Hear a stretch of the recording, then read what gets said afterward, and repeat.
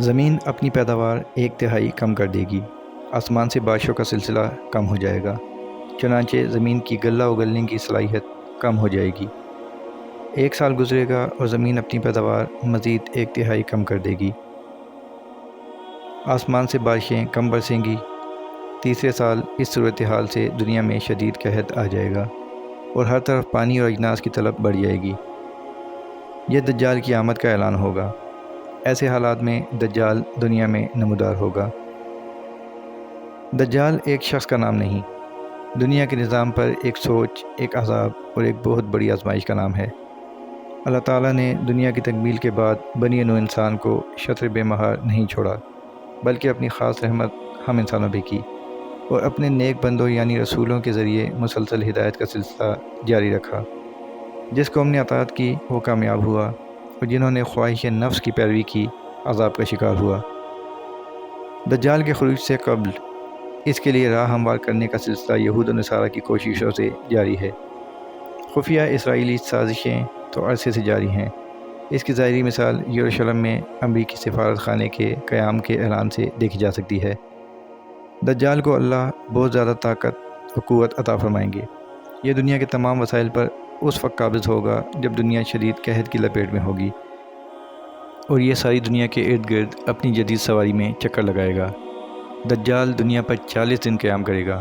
پہلا دن 1 سال کے برابر ہوگا، دوسرا دن 1 ماہ کے برابر اور تیسرا دن 1 ہفتے کے برابر ہوگا۔ باقی دن عام دنوں کی مثل ہوں گے۔ اس کی ایک آنکھ ہوگی، پیشانی پہ کاف فے رے کفر یا کافر لکھا ہوگا جسے ایمان والا پڑھ سکے گا۔ آج دنیا ایک گلوبل ولیج بن چکی ہے۔ سیٹلائٹ اور نیٹ کے ذریعے سب ممالک اور اقوام جڑ چکے ہیں۔ آنکھ جو کچھ دیکھتی ہے لب پہ آ سکتا نہیں۔ میں بھی حیرت ہوں کہ دنیا کیا سے کیا ہو جائے گی۔ ایک حدیث کے مفہوم کے مطابق دجال کے ہاتھ میں اللہ ایسی قوت دیں گے کہ اس کے حکم پہ آسمان سے بارش اور زمین سے پیداوار حاصل ہوگی۔ زمین اپنے خزانے اگلے گی، اس کے پیچھے خزانے اور لوگ ایسے چلیں گے جیسے شہد کی مکھیاں ملکہ مکھی کے پیچھے چلتی ہیں، جیسے لوہا مقناطیس کی طرف کھینچا چلاتا ہے۔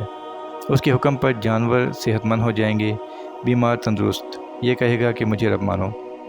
پھر اپنے 2 کرندے شیطانوں کو حکم دے گا کہ اس شخص جس سے یہ اس وقت ہم کلام ہوگا کہ والدین کی شکل اختیار کرو، اب اس آدمی سے کہے گا مجھے رب مانو، میں تمہارے مردہ والدین کو زندہ کر سکتا ہوں، اور اپنے شیطانی شعبدے کے ذریعے نقلی والدین پیش کر دے گا۔ کمزور ایمان والے اس کی باتوں میں آ جائیں گے، جبکہ پختہ ایمان والا کہے گا کہ تو کانا دجال ہے، جس پر اس کو آرے سے چیر دے گا۔ یہ آدمی کو قتل کے بعد دوبارہ زندہ کر دے گا اور کہے گا کہ میں تیرا رب ہوں۔ یہ سب دجال کے ذاتی کمال سے نہیں ہوگا، بلکہ اللہ تعالیٰ اس کی رسی دراز کر دیں گے اور انسانوں کی آزمائش کے لیے اس کو قوت دی جائے گی کہ دیکھا جائے کہ کون حق کی پیروی کرتا ہے اور کون باطل کی۔ اس کے پاس بہت سے حربے ہوں گے، بہت شعبدے ہوں گے اور وسائل پر اس کا قبضہ ہوگا۔ یہ دنیا پہ قیامت سے پہلے ایک قیامت برپا کر دے گا۔ امام مہدی کا نزول ہوگا۔ وہ اپنے جاں بازوں کو لے کر لڑنے کی تیاری کر رہے ہوں گے کہ حضرت عیسیٰ علیہ السلام کا نزول ہوگا۔ حضرت عیسیٰ علیہ السلام دجال کو بابلت کے مقام پر قتل کریں گے۔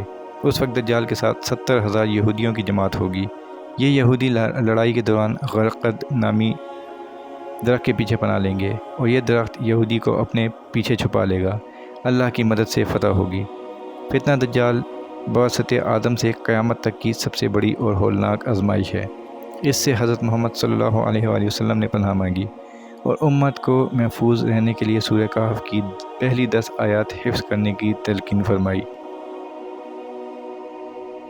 اللہ پاک مجھے، آپ سب کو اور ہماری آنے والی نسلوں کو اس سے محفوظ رکھے، آمین۔